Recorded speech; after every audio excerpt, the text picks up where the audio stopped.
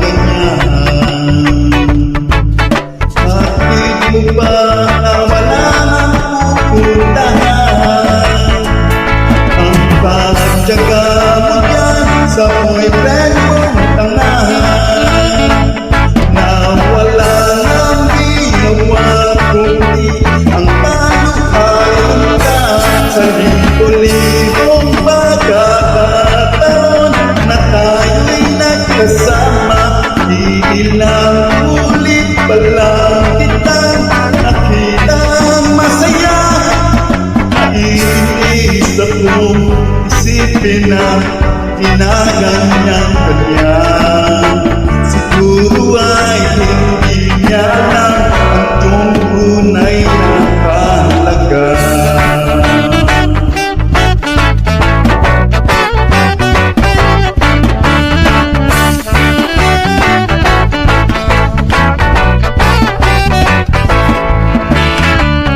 Hindi na dapat pag-usapan pa. Napapagod na rin ako sa pagkasalita. Hindi ka rin naman nakikinig. Kahit sobrang pagod na ang ating ibig, sa mga payo kong di mo pinapansin. Akala mo'y nakikinig, di rin naman tatanggapin. Ayoko na isipin pa, di ko alam ba't di mo makayanan na iwanan siya.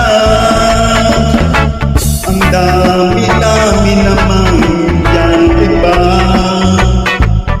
Huwag kang manangambang, bakang wala ka nang makita na lalaki na magmamahal sa'yo. At hindi niya sasayangin ang pag-ibig mo sa libo-libong pagkakataon na tayo'y nagkasama. Ilang ulit pa lang kitang nakitang masaya. Naiinis akong isipin na ginaganyan kanya. Siguro ay hindi niya alam ang iyong tunay na kahalaga.